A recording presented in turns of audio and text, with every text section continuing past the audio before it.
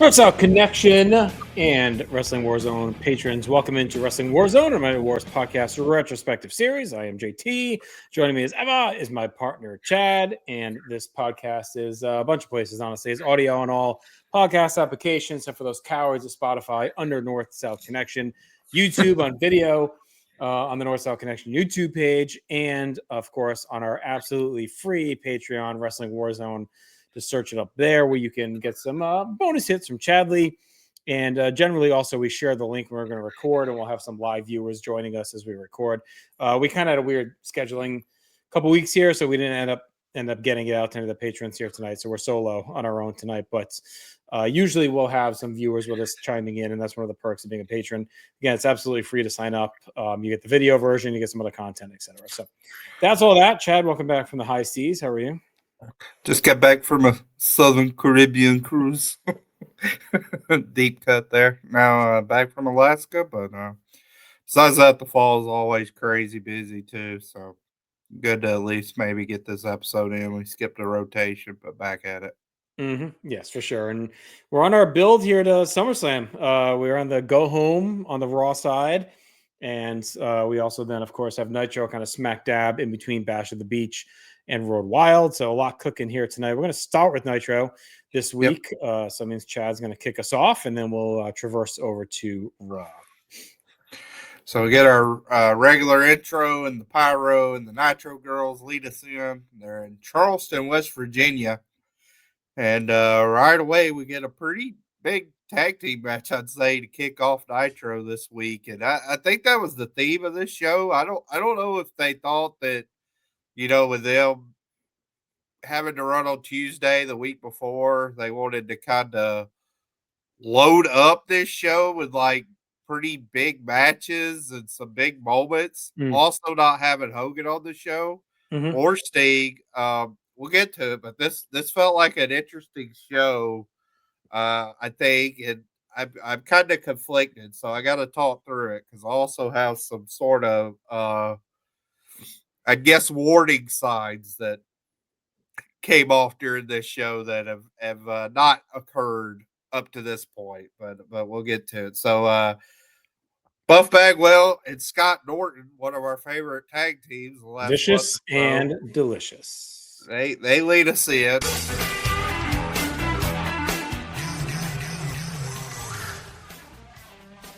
They're accompanied by Vincent, and then right away Tony, of course, is shilling. So he says there's a major announcement coming up involving the championship, and out comes Vicious and Delicious's opponents, and it's none other than Ric Flair and Curt Hennig.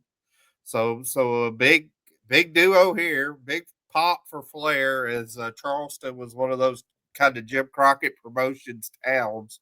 So it may be one you don't really think about, kind of put it in the Norfolk, Virginia, that kind of real in the upper quarters of the mid-Atlantic territory, but big Flair country still.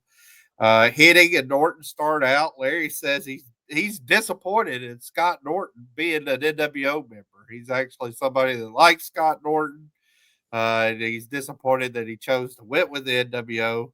Norton asserts his power to start out. Today says, based on the actions of Hennig going after Vicious and Delicious, we can assume he's not associated with the NWO. So right away, I mean, today has to be the worst at this, and just jumping right to conclusions on who is and who right not. away. Like any time somebody blinks, that 100% means they're not associated with whatever faction. It's always a red herring, of course. You think we know by now? You know what I mean? Like these guys are playing tricks a lot and mixing things up. It's weird. Yeah, this is really one of the things that like it to critique it today throughout his TNA commentary, but like when the person would show up from WWE and he'd be like, "We know who this is." It's the same type stuff, like just enough. But Norton, I thought, gave a great performance here in the early going. He dominates Hennig, pulls him up with his hair. Flair comes in and struts around. Norton gives him a quick press slam and a shoulder block, and Buff gets tagged in. I was shocked at how much they put over Norton here, Yeah, because big time. you're used to Flair, like Flair begging off and getting put in these power moves. Like it was almost like he was in the Sting or Road Warrior Hawk match templates, but Mm-hmm. those are always Flair as a heel. Like Flair as a heel gives a lot.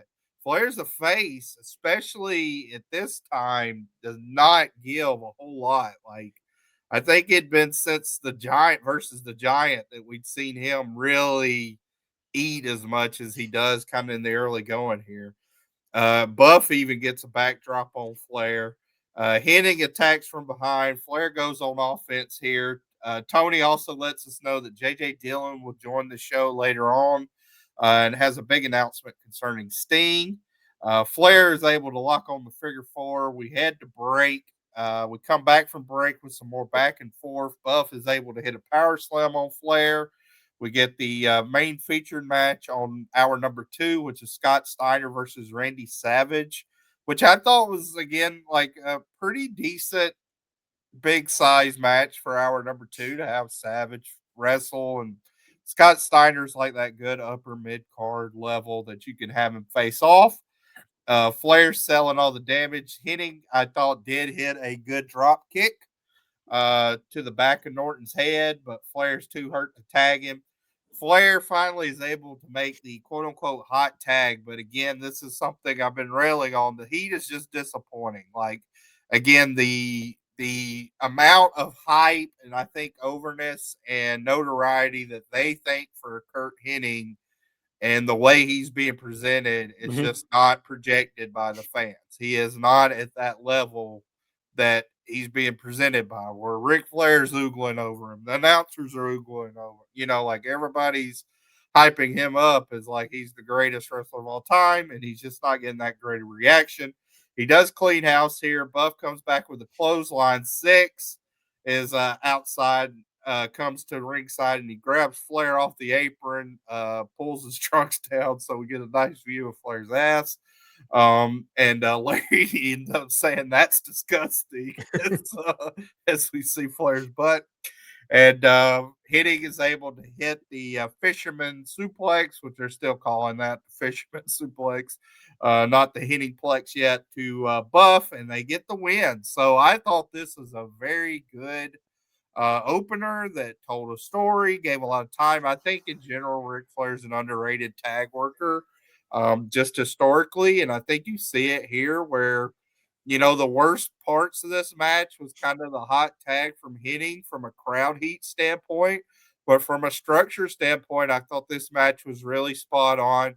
And for the other 3 guys in particular, I thought they looked great besides Hennig. And Hennig in ring, I didn't think he was good, but I think he's slowly improving just a bit, where obviously he's not at like peak AWA or like 1993 Curt Hennig levels.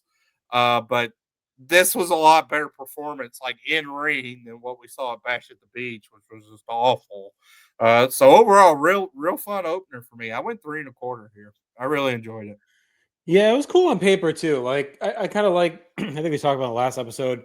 Nitro's twisted back now to starting like the show with like some big matches or a good match versus just the D-level dudes that we saw for a while rolling in Duggins and Wall Streets that would get rolled out there.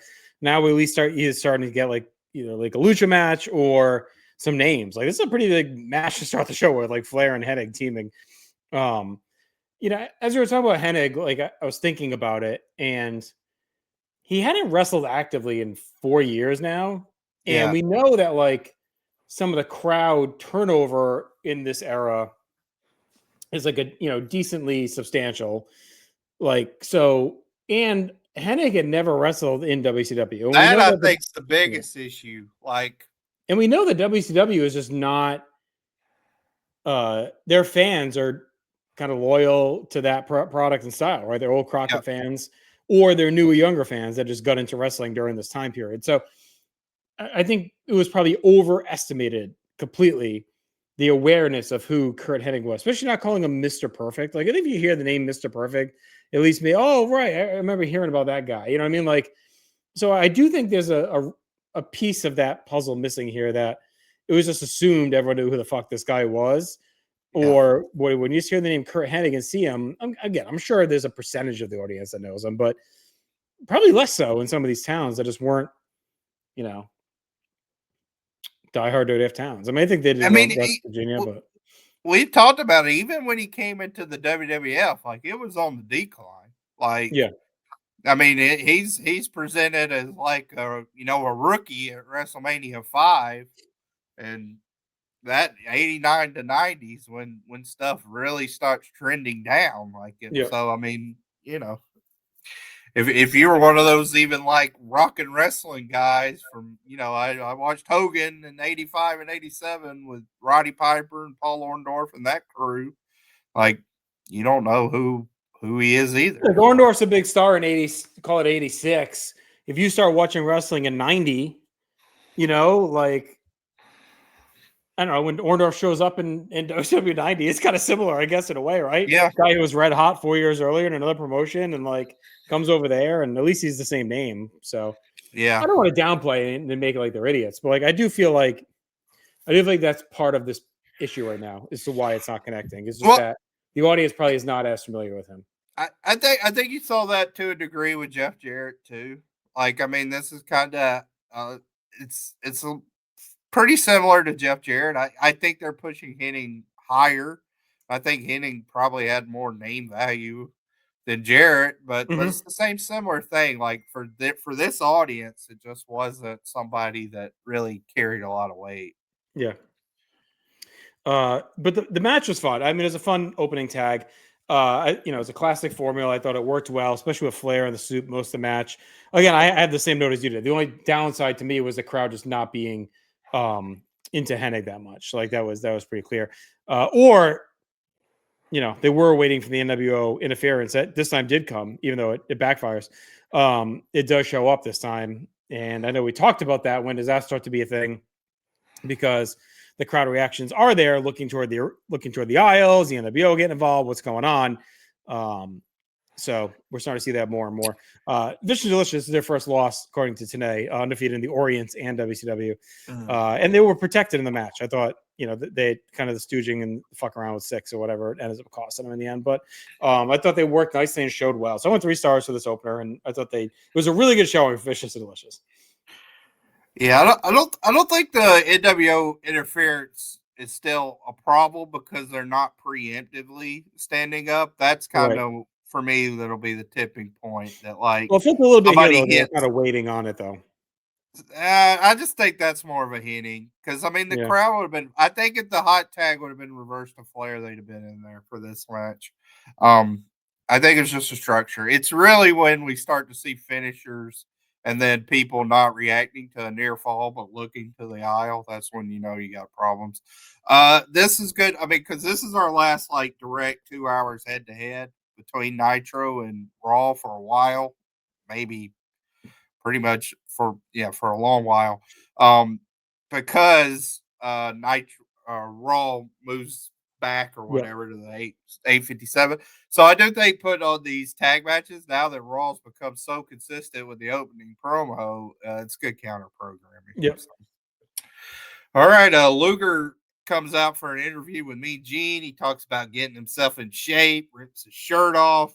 Then we hear that the lawyers have reviewed the contracts and found that Hogan has to defend his title every 30 days. Even though he hadn't defended it, God knows how long. I guess that means that next Super Monday, Brawl. Has he defended this in Super Brawl? I don't think not on TV. Super Bowl Saturday? I don't think so on TV. But that means that next Monday, Hogan is going to have to defend the title against Luger on Nitro. Which does get a big pop, and the announcers put it over. But this is what I was talking about before, where there's a couple of times on this show where they really make these big pronouncements. We'll see it here. We'll see what happens with Sting later. But this is a big one where they talk about this 30 days, and it makes no sense, really, if it's been that long, why it has to be Monday and not just, 5 days later. If he's already 180 days overdue, like then what? And then on the other flip side, like it kind of makes Luger look like a little bit of a buffoon because, I mean, yeah, he's a fighting champion. That's a baby face trope, but we know what happens. He wins it next Monday, and then he immediately, gets a rematch against Hogan 5 days later. Why would he say, "Hey, this was a grueling match. I kind of put all my chips into this one. Right. I'm gonna hold off for a couple of weeks." So, I mean,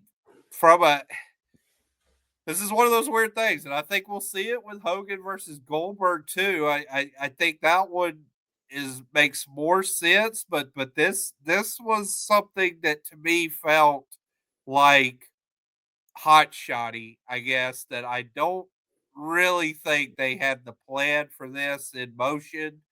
And I don't know if somebody just decided, hey, it's our 100th Nitro, we need something big and let's do this, or kind of what happened. Yeah. It felt panicky. I don't know what else they could have done. Like, I'm torn because we've talked about this a little bit lately. It's like I think the end game of this should have been Luger wins the title, Sting beats Hogan, and ends the NWO. Like that's really what they should have done. Luger deserved to win the belts and have a reign, so I don't want to like take this moment from him. But they wanted it back on Hogan to get the Sting. So whatever. At least it gives them the moment. But I think they could have done something different for the big night if they wanted to, and done something like Luger is going to fight Rodman. You know what I mean? Like maybe they can get Rodman in there, and so Rodman's gonna have his first like singles match on Nitro, and that could have been like the big draw. And Luger racks Rodman to set up Road Wild, and then you could still do the title change at Road Wild and just maybe give Luger to Fall Brawl or something. You know what I mean? Like just give him a month at least. It does make it. We'll talk about it in our next. Well, two from now, right? We got SummerSlam next, but it's a cool moment. Yeah, but honestly, I think it's a better clip moment than a moment, and we'll watch that play out in 2 weeks. Like, I don't know how well they actually execute on in the moment putting it over. So we'll talk about it. But I also think part of the issue here is that Luger and WCW neither are good at explaining things. So this comes off as very convoluted and confusing. Then at least talk about the masseuse and the lawyers and the entourage or the chiropractor. Like he's just all over the place. He's just not a great explainer of concepts. And WCW tends to do these convoluted things that are hard to explain as well. So all we know is we have a big title match next week. And the other thing, too, is they haven't really hyped the 100th episode. Like, they barely mentioned that it's the 100th episode. They just say next week in Detroit. It's like they don't really hype this up as like a big special deal yet. So it's just odd. It felt, like you said, like it kind of maybe caught them off guard. It's almost like someone counted the numbers and realized it was 100 coming up, and they were like, oh, shit, we're going to do something. It felt that way. I got to do an audit because Cage Match keeps saying, like, this is number 98. Like the one we're doing now, which would make that one number 99. So I need to, I don't know where they differentiate on that, but I'll try to look at that before we do the episode because it keeps bothering me every time I look it up. It says number 98, Nitro number 98. That's weird. Yeah, I mean, I think there's a couple of paths they could have taken. I think you could have done like Savage versus Page and have their blow off there. Yeah. I think I mean I'm not necessarily. We'll talk about what they end up doing with Sting, of course, over the next few months, and I'm actually warming up to the idea that I don't think Sting's first match back had to be versus Hogan. I think you could have done something where like he has to go through the entire NWO to get to Hogan and then to dismantle him. And you could have done like, hey, Sting's first match back is next week and thrown him, I don't know, Vincent or whoever, NWO Sting, bring somebody out. And that would have been, big enough that, hey, Sting's wrestling for the first time in the year. I definitely think there's other ways they could have done it. Besides that, but then you got to decide then whether you have Luger beat Hogan at Road Wild or whatnot. So overall, it's a little bit of a mess, but there we go. We know what they went with. So there we have it. Next is a TV title match. It's the Ultimate Dragon versus the guy that always seems to get this first defense on TV, Prince Ikea. They bring him back out. So pretty basic match here. Dragon works the mat against Iakea, locks in a head scissors, some big chops. Iakea is set on the top rope, reverses the Rana into a superplex.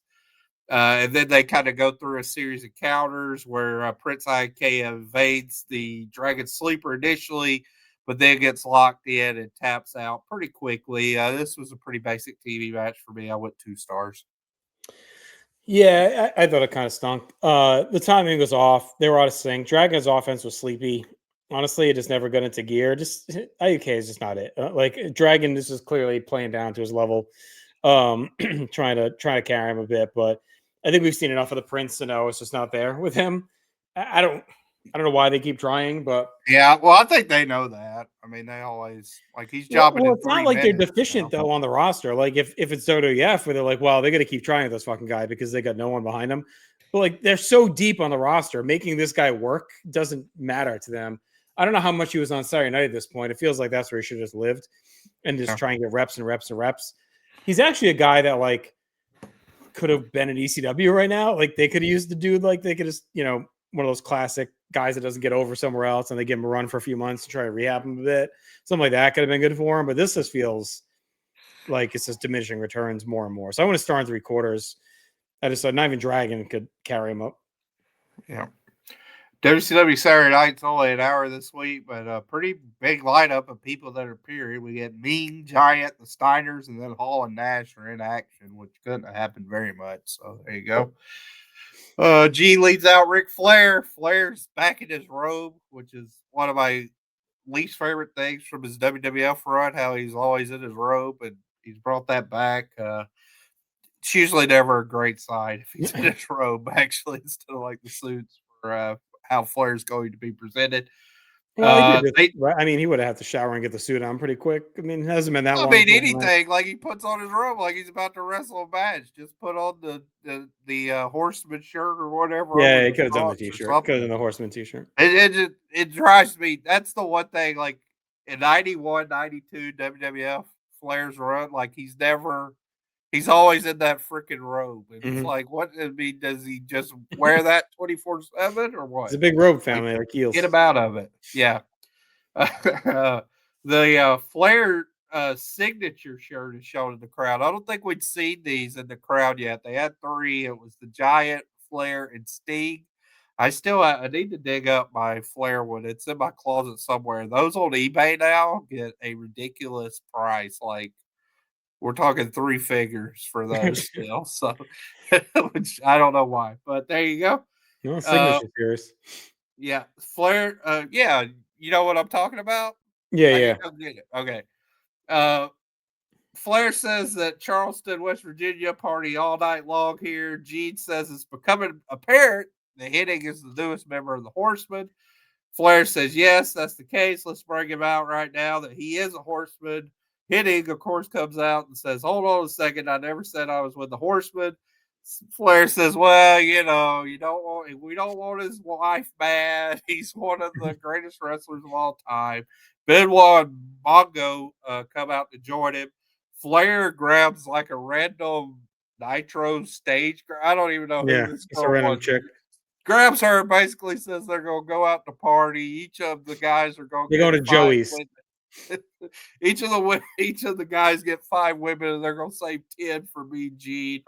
So there you go. And Hennig reiterates that I'm a free agent. Gene presses, and Flair says, now don't be shy. Hennig says, well, I might be a Horseman after tonight, but as of right now, I'm a free agent. So they end it with that. And Mongo and Benoit kind of stare at him. He looks a little shook over the whole thing. So, but Joey's is the place to be tonight in Charleston. Next, our tag match: Mongo Baby and Chris Benoit versus the Texas Hangman. Did you know who these Texas Hangman individuals are? I don't think I looked. They will be our WCW Saturday Night's mainstays, Disorderly Conduct. Okay, so there we go. Yeah, Mean Mike, Tough Tom. So here we go. I do like Disorderly Conduct. Yeah. Mongo starts out hot. We get Hall and Nash on the phone. Hall says it looks like everyone in Sturgis is for the Outsiders versus those Steiners. Larry says, if you're listening to me, if you keep running your mouth, I'm going to be forced to bring my Rickon butt. Or no, Hall says if Larry doesn't quit running his mouth, he's going to force to bring his wrinkled butt out of retirement. Nash says they're at the Schiavone house watching on the 13-inch black and white TV. He also calls him Count Giovanni. Does he look like Dracula? Is that the joke? Count Giovanni? He says Count Giovanni. I mean, he dressed up as that for a 93 Havoc, but that's a deep cut. Luger said that Luger better not get in the ring with Hogan because he's not in his league. And they kind of hang up there. So talking junk. And then this was basically a setup to have him on the phone for what happens later. But Tony leads right into that and says, well, the good news is that means they're not here tonight, which you knew they were going to show up once he said that. But there you go. This is essentially kind of extended squash for Mongo and Benoit. They dominate the match. Mongo picks one up. I don't even know if it was me, Mike, or Tough Tom, but he almost loses it on Tombstone. He actually has to kind of stumble into the corner, regroup himself, and is able to hit it. And then Benoit does the crossface to end it. So, I mean, it was a solid kind of extended squash that got a few minutes. I ended up going 2 stars. Yeah. I thought Hall and Nash are pretty good. Tonight also really hypes up the Hangman. It says they're well regarded in the U.S. internationally. They've worked in the Midwest, the AWA, Japan, and Puerto Rico. I actually thought it was the Beverly Brothers at first because when he says that, like, yeah, AWA part, you know, that they'll throw them Enos and Bloom under masks at times. So that's why I wasn't sure. They also talk about Hennig, and Tony brings up our free agents don't always take the most money, and he brings up Roger Clemens, who I think that was when he went to the Yankees and left Toronto. Okay. I guess for less money, apparently. So he brings that up, which was timely to that point. I also think Larry says to hang up, and Nash goes, "No, we'll hang up on you." Bye. And he just hangs up. So I thought this could have had potential. The phone call just nuked it. The Mongo stuff at the end was definitely weird too, where he stumbles through the tombstone. He uses the ref to balance himself, and then he sits there like he's clearly just gassed in this one. Benoit's rolling though. It's nice to see him. I mean, it's never nice to see him, but it's good to see him away from Sullivan, doing something different because that was just so played out. So I went 2.25. It was fine. The phone call actually derails it. Yeah. Come back from break. We get a cruiserweight title match. It's Alex Wright versus Chris Jericho. So Tony gives, while they come to the ring, we get the whole big shield here. So Tony gives his Nitro Party shield. So we get that again. Details coming next week. Then we get the big ticket sale rundown. So this was a pretty big one. September 29th, they're in Worcester. So there you go. Hall and Nash. Yeah, Hall and 6. Hall and 6. Oh, Hall and 6 are at the Sullivan Pond Mall. So I don't know if you're familiar with that. Oh, yeah. Yeah, there was a couple malls in Worcester. That one was a little bit further out. There was the Worcester Common Outlets, which is kind of the one that was right in town that we'd go to a lot. Solomon Pond was like, all right, we got to find someone with a car. And it's like kind of a little bit of a commitment to go to, but it was the better mall, had more stuff going on. So it doesn't surprise me that that's where they were. Not a Filene's or Filene's for anyone around here this time around. But September 7th, they're coming back to the United Center in Chicago. That's a Sunday night event, and Luger and the Giant are going to be at Dominic's there for the ticket on sale event. I don't know what Dominic's is. Okay, I'm not sure. They do announce though that Hogan will be wrestling on that card in Chicago. So this is where this 30-day thing, because in my head I was like, all right, well let me see this, and we'll see. Like Hogan actually does defend. It's not exactly 30 days, so I just wish they would say like within each month or something like that. Like because they do kind of try after this to hold it to it, where he has a world title match in October. That's not the Age in a Cage. He has a world title match in November on House Show, I believe, and then of course the Sting thing.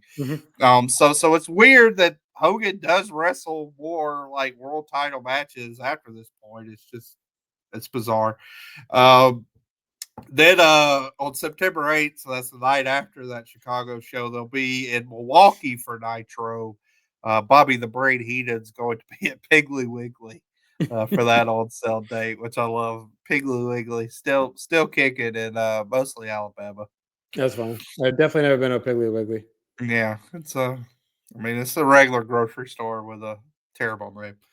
Alrighty. So Jericho gets the early advantage. Alex Wright's frustrated. Larry in this match keeps railing on the NWO. Tony basically says, like, dude, you're getting too emotionally involved. Like, calm down. They're not in this match. They're not. Well, even says too, anyone who beats an NWO member, I'll buy them a new car. Yeah. Wright is able to reverse Jericho's mat work. He gains the advantage. The match picks up. He gets a spinning back kick. The action spills to the outside. Jericho gets suplexed on the floor. European uppercutted. Wright comes back inside with a back suplex, but he dances around too much, goes to the top, and this is a knee drop. Jericho gets a flurry and a lion salt. He gets the inside cradle for 2, but Wright comes back with a really quick flash German suplex and wins the Cruiserweight title, which shocks the announcers. So this is interesting because I've liked what they're doing with Alex Wright. I'm happy to see him win the belt here. We'll see how this advances, but this does also feel like a little bit of a dip, I think, for the Cruiserweight title in general, where with Ray out of the picture, we talked about it with Jericho. He hasn't really been involved with a feud. He won the title on that Saturday Nitro in Los Angeles, and it just feels like they're kind of hot-shotting it around right now till they find somebody to really run with it, and we'll see what happens in this Alex Wright reign. So I'm glad he won it because he hadn't won a title yet. So I like the conclusion. It just feels like the title is getting a little bit downgraded from how it's presented throughout most of 1996 once it came on the scene. I like the match. I thought it was pretty solid, 2 3/4. And it could have been the TV title in this spot, but like Dragon's a good TV champion. But you could have flipped those 2 belts. The Dragon could have been fine, like kind of dominant as cruiser champ, and then have this be the TV title with Jericho and Wright bouncing around. I mean, it's a minor thing, but yeah. I thought the match was fun. It was definitely methodical in spots. I thought the offense and trade-offs and the finish was obviously surprising. The German looked good. Definitely felt a little bit out of nowhere. But it's a really good win and moment for Wright, who's been better as a heel. Like we've been kind of behind him. I've always liked Wright. But you got to hope that for Jericho, this is more of an elevation point and not like a back to the circle in the bowl like he's been doing for most of 97. Like he's just been a guy that every now and then has a good match, doesn't really have much of a character, doesn't really have much of an angle. He's in Japan for weeks at a time, comes back, not a lot going on. So it'll be good to see, like, okay, is this just getting him out of the cruiser division so they can elevate him and actually do some shit with him now? We'll see. I also think it adds a wild vibe that Nitro can see title changes, right? We've had 2 weeks in a row. And guess what? We happen to have a title match next week. So I don't know if they drew it up that way. Like I kind of want to give them the benefit of the doubt on it, that they were like sowing seeds of like titles change on Nitro to set up for next week. But also it could have just been a coincidence knowing them. So either way. That I do think is kind of cognitive that they at least were putting it out, if for not maybe not the succession, but just that we're building up that unpredictability. Yeah. So I went 2 3/4 as well. All right, Gene brings out Dean Malenko for an interview. Jeff Jarrett joins him with Deborah, and Jarrett has on probably the ugliest, shiniest silver shirt you will ever see in your life. It looked like kind of the wrapping paper you put in a gift. Just awful.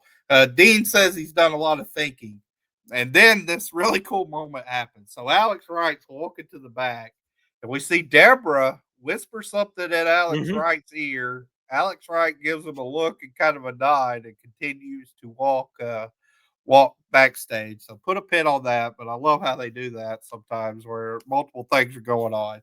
But yeah, Dean's done a lot of thinking, and Malenko says he's in, but he does ask what happened with Eddie Guerrero, and he wants some answers from Jarrett. Jarrett says, don't worry about that. He's a winner. People want to be around him. He's above the Horseman now. When Gene kind of prods in, it was like, that's why you wanted to be in the Horseman, or you were in the Horseman. Jarrett says, I'm above the Horseman now. They've loaded the gun, but he will pull the trigger and put those boys out to pasture. And then Deborah chimes in saying everyone wants to work with us.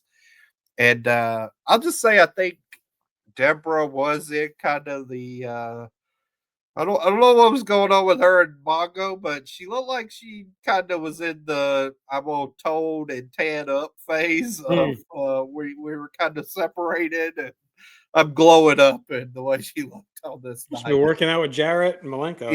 Yeah. So Jarrett tells Nothing. Gene that the pleasure is all yours, and Gene tells him that he might want to burn that shirt. So that's it. Yeah, this was fine. I mean, I looks like something interesting for Malenko to do, which is like Jericho. Like he's been better than Jericho, but it's good to give him like a storyline. Him and Jarrett's an interesting pairing. We'll see where Wright gets mixed into this. So I think it was fine. And whatever it is, it's better than fucking Jarrett and Mongo and the Horsemen and Benoit and Woman. Yep.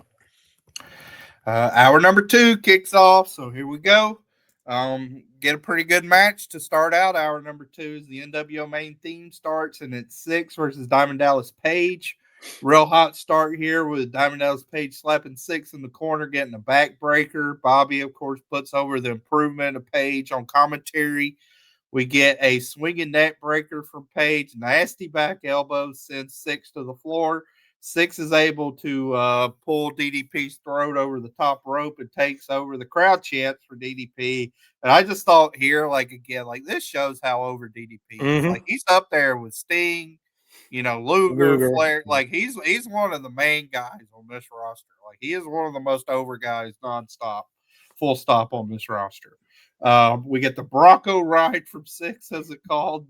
But DDP comes back with the spin around clothesline and the flapjack. He calls for the diamond cutter. Vincent gets on the apron and gets shoved down. Syxx tries to lock on the buzz killer, but that gets reversed to the diamond cutter. So Syxx is knocked out. And then Curt Hennig comes out.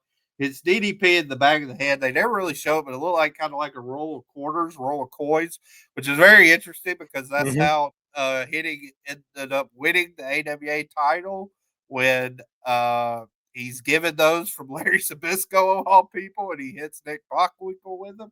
So I don't know if that was a callback or just what the foreign object was of choice, but it knocks out DDP cold. He puts Syxx on top. That gives him the win. Of course, because he puts Syxx on top of DDP, we get the debate that, where does his allegiance lie? Is he NWO now? I say, like, who really gives a crap? But the match was really fun for the 3 minutes it lasted. I went 2.5. Yeah, 2.5 for me too. It was fun. It was fresh. I love the match on paper. We talked about how like Syxx needed to be used more for this stuff. He's a workhorse. Let him go, and stick him in these random matches. They're different. Like there's a lot of guys he can wrestle to make things interesting. And Page is one of them. When I saw this match, I was like, okay, this is like really cool.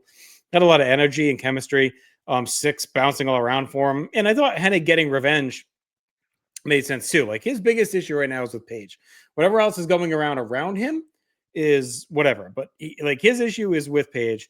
This does open the door more. And with more time, these two could have cooked. Like this is one I would like to see. Like we're going to have a rematch of Road Wild and give him 10 to 12. Yep. Or a clash, whatever it is. Yeah. Let him go for 10 or 12 minutes. Like, yep. Because this was really fun. And yeah, Page he's definitely elevated a lot. We talked about like 96, like how impressive we're a Giant. He was kind of one of our big MVPs for WCW. Like right now with 4 months to go, it's to me like you have a lot of contenders for MVP in WCW, but Page is right up there. Like him, Luger, and the Outsiders, right? Probably like top 4. Savage is in there too somewhere. Hogan obviously is always in there. So, but Page is near the top of the list for I would say if not WCW MVP, Nitro MVP for sure.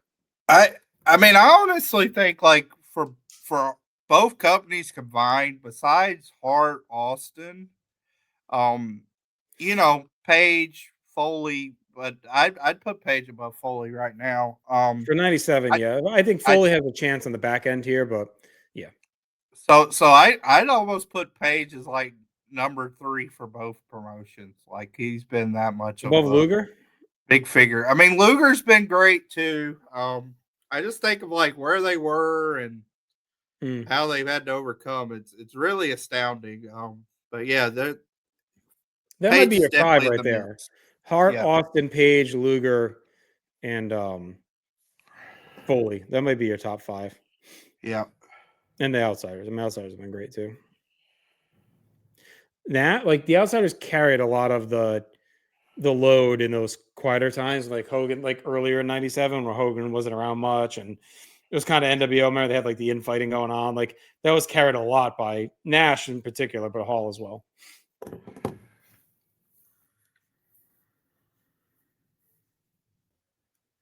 All right, that leads us into our next match. A guy who's been getting a lot of work lately, all of a sudden on Nitro, Hector Guerrero. He's versus Dean Malenko here. Malenko gets the early advantage with a leg lariat. Hector comes back with some quick covers and gains the advantage. I think Hector's an interesting worker where, like, of course, he's with the Guerrero name, but he's clearly behind like Chavo Classic and Eddie. I actually think he's pretty similar to like later day Chavo Guerrero Jr., where he's very technically solid, but there's just not a lot of heat or flash behind what he does. It's not bad, but it's not great either. So Jarrett and Deborah do come out. Hector gets distracted by them, and then immediately Dean takes his legs out, locks on the cloverleaf, and that is it. Chavo comes out and checks on Hector and gets beat up by both Dean and Jarrett. So this kind of like the Horseman tag match earlier was essentially like an extended squash. I thought Hector gave a little bit more in this match than the Hangman did in their tag match. So I went 2 1/4 here. It was okay. Yeah, I went 2. I mean, it was kind of boring and clunky. They just weren't on the same page. The crowd was a bit out of it until the finish with Jarrett. So, yeah, Express Lane. Gene is interviewing K-Dog. Conan has some words for Mysterio. He says he's an establishment puppet and a result of affirmative action. So some big words from Conan there. He gave Ray a start as long with every Mexican, and he's going to knock them off one by one, starting with La Parka tonight. Conan says when Ray comes back in September, he'll be one of Jerry's kids. Is that Kindly. like Jerry Lee Lewis or whatever? Jerry Lewis, not Jerry Lee Lewis. Yeah, not Great Balls of Fire. We don't want him around the kids. Jerry Lewis. Goodness gracious. Jerry Lewis. Oh, yeah, the Jerry Lewis kids. Yeah, well, this was around the time Labor Day was coming up. That was always right for the big telephone. Yeah, that's what. And then I think this is the first time we heard this catchphrase, which will be reiterated a lot, where he says there ain't no party like a Wolfpack party because a Wolfpack party don't stop. I mean, this was okay. I think as an interview, Conan's annoying to me in general. But one thing that I didn't really like about this is Conan. Now he's a member of the NWO, right? Like nobody does these sort of standard Gene interviews from the NWO. So I don't know why Conan's out there. Gene's like, let's bring him out. I guess he's kind of in the between still. He hasn't fully indoctrinated yet. Yeah, it just felt a little weird for this to be interviewed by Gene. I don't necessarily know why he had to be there. Felt odd. I feel like Gene randomly says, I got carded last night. To like say he's not old, and Conan goes, where'd you get carded? To the rest home? That's funny. There you go. Stagger Lee is in Detroit. We're in Detroit with a traveling Nitro party up and down Greektown, which is a cool area. We were there. We went for SummerSlam 23. They're pumped for the Luger Hogan match next week. Fans from the United States and Canadian border will be there, so grab your tickets tomorrow. Detroit is known for cars. And in 1899, Henry Ford drove the first gas-powered horseless carriage and originally tried weasels on a treadmill, but all they did was whimper, complain, and sniff each other. Not Lee's best. I feel like I say that every week now. Bobby said they should tear Lee down like Tiger Stadium, which is funny. Tony then hypes the Nitro Party contest. More rules to come there. Now we get actually probably pretty big match on paper too. It's the Giant versus Great Muta. Giant, thankfully, he's coming out with no music again instead of Luger's. I hated that when he was coming out to Luger's. You know what Muta gets?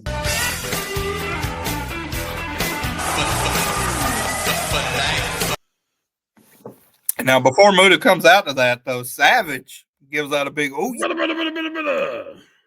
he's in the crowd with Liz. He says the madness is taking care of some family business. He's the point man and will take care of the giant at Road Wild.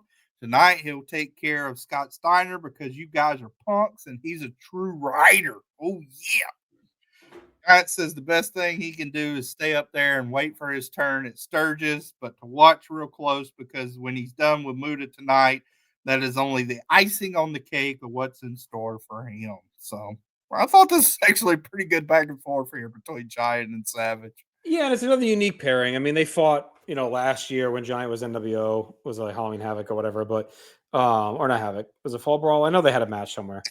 Yeah, I'm not sure. But they haven't really crossed paths otherwise, so it's definitely a fresh match, and it's a little bit different now because Giant's not the rookie anymore. He's kind of a little bit more fully developed, and Savage is much better in the heel role anyway in WCW, so it's definitely got some different vibes than it did a year ago.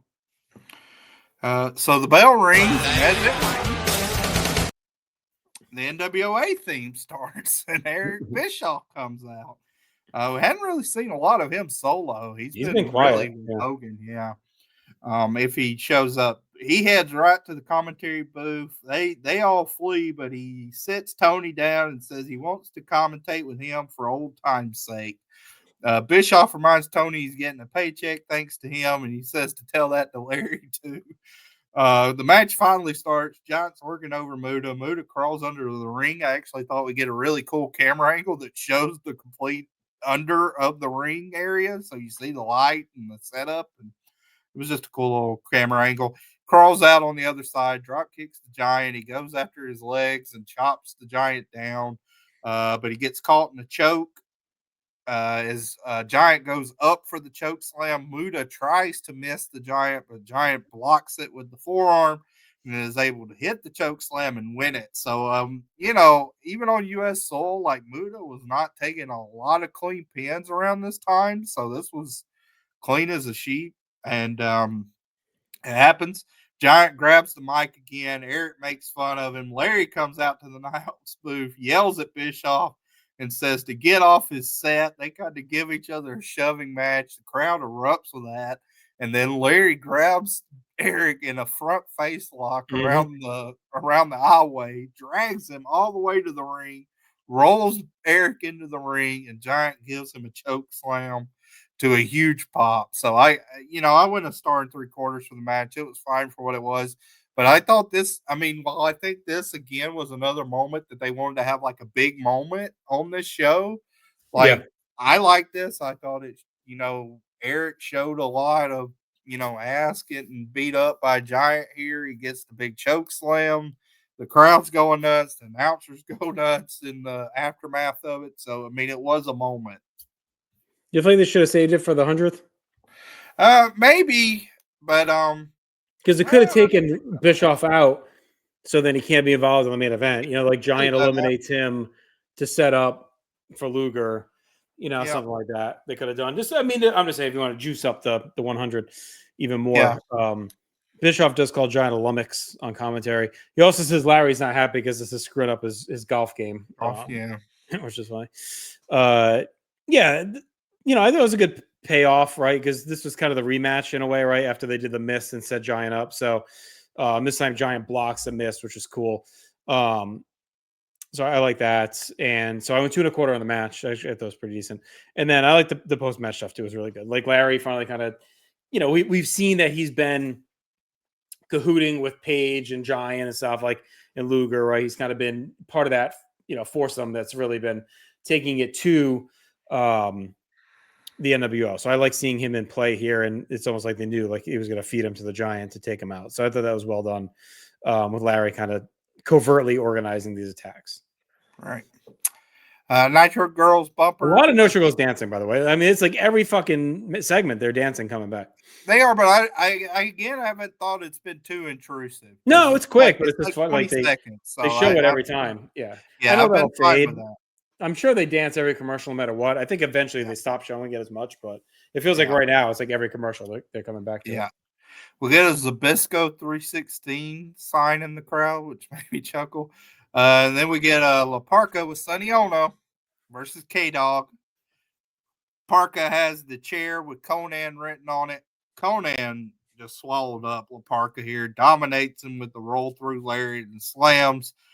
Tony says that he wants a personal VHS tape of Giant choke slamming Bischoff, and today uses that to shield the replay, a Nitro replay. Conan gets caught coming down, so La Parka goes for his chair, but misses a shot, gets dropped. Chair gets drop kicked back into him. Fisherman Buster and Tequila Sunrise wins it for Conan. I thought actually way too easily.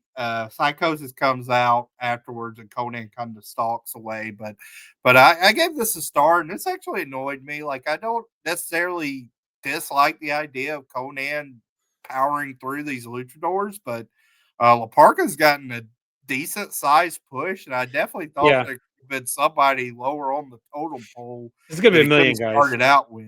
Yeah, there's gonna be a million guys that got to fit in there. Yeah, pick the Vianos or Bismarck or Lismark. I mean, there's definitely bodies out there instead of La Parka, and Conan beats him in like because that's the story, right? That he's picking apart the lucha guys. Yeah, he's been talking about it, but yeah, Parka's been getting a push. Like he's been pretty heavily involved and protected a little bit. So like I'd almost put Parka ahead of Psychosis. Yeah, but if you want to put Psychosis ahead of Parka, that's fine. Right. But those two guys should be like the final before Ray. Like, yeah, no, I agree. Be not many. Parka should be like on the Clash, like kind of guy. Like, so I want to start a quarter, but yeah, it's essentially they're sacrificing Parka for the Conan push for sure. Yeah, which is disappointing. Poor treatment of the chairman. yeah, he got a bad route tonight for sure. The Outsiders pin set, $15 plus the shipping and handling. So there we go. JJ Dillon is on the phone at the announce booth. Tony says, we understand you made an offer to Sting. He says before he gets to that, he wants to touch on the Luger versus Hogan match. It is official for next week. So he confirms that once again. Then he turns his attention to Sting, says the committee is working hard to get Sting back into the ring.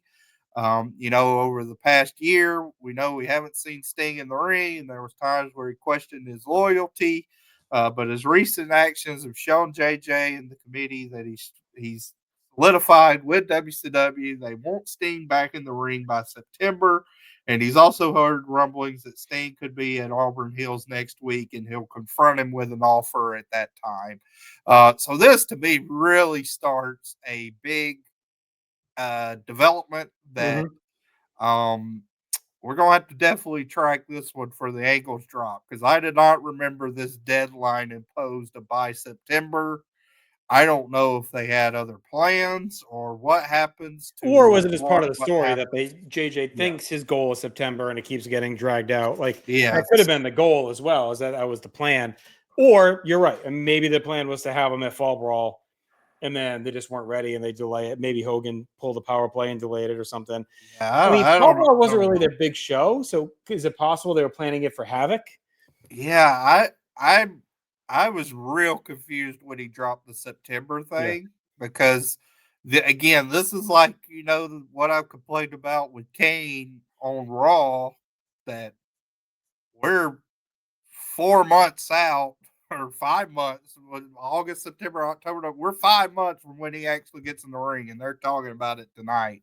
Right. So that's a long time to be teasing it, drawing that out. So we'll have to see when they actually announce it. Is it like, I feel like they usually use World War III to set up Stargate, so maybe around then is when they actually make it official. I don't remember, honestly.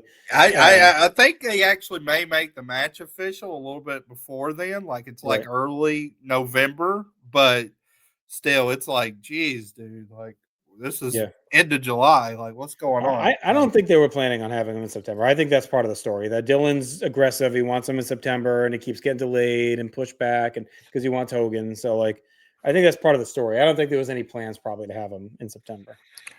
Okay. Now we get our main event match. It's Scott Steiner versus Randy Savage.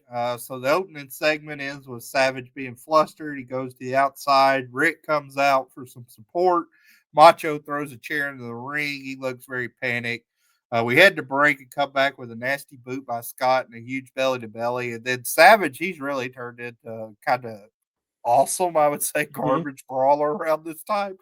where Savage rolls out, puts Liz in front of him like a coward, then takes over, sends Scott into the steps. They brawl around outside, and Savage is so manic that it really keeps up the pace and the energy that he feels pretty out of control for all this. Back inside, Scott counters an attack from the top with another belly-to-belly suplex.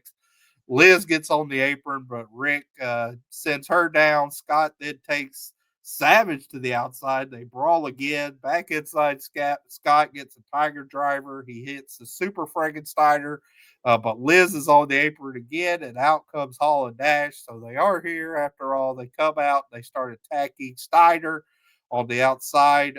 Trash starts getting pelted in. Savage gives the elbow to Scott Steiner inside the ring. Giant comes down and the NWO retreats. And then Giant grabs the mic and says, he has some business with Savage at Road Wild, but he's talking to the big boy right now, meaning Kevin Nash. And he says, why don't you come on down and get one for free? I thought this was a good moment where you had Doug Dillinger and all the security between where the NWO were and the ring. And so Nash is like, well, I'd love to, but I don't want to have to fight through all these security guys, get in trouble with that. And Dillinger tells him, he says, well, we'll part ways. So they back off and let Nash go to the ring. And, of course, as he's reaching the ring and taking the steps, we're out of time to end the show. We do get the Bischoff chokeslam one last time, though. Yeah, they do show that as we fade to black. So I thought this was a pretty interesting finish, but as a match itself, I liked it. It was very kind of garbagey again. Very kind of ECW, I thought, in places. But enjoyable for me, and I'm liking Savage in 1997. Like, it's probably, I don't know, like, of Savage's years in the 90s, 97 may end up being his best, like, in ring. I mean, 91 is so tough because he's so like one great match. limited. Yeah. Well, I mean, I like the Jake match stuff. Oh yeah, all right, two great matches. But it's like you got nothing, and then that, and then 92. But then, besides 92, I think 97 is probably his second best year. And even 92 is like, it's good. He's got like a great match, a very, very good match, and then a very good match as far as series. But even that, like, his title reign, there's not a lot. Like, there's not a lot from the Mania to SummerSlam art to really bite into. So, and 90 is probably his weakest year if you're counting 90 as well. So, yeah. So I'm enjoying this run though. I went 3 stars on the match. Thought it was a good garbage match. Yeah, 3 for me. It was good. They had a lot of time too before the finish. So they actually delivered on the hype main event, right? They didn't just go into the nonsense. A lot of good power offense with both guys. Had some heat behind it, and the finish made sense to set up the 2 big matches of Road Wild. So it was a good close to a very strong Nitro. And we've been seeing some solo shit from Booker.